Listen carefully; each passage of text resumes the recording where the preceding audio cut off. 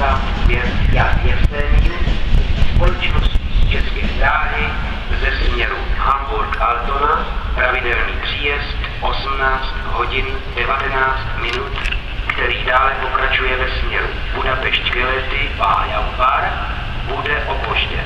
Předpokládané zpoždění příjezdu vlaku bude asi 15 minut z důvodu výukových činností na trati.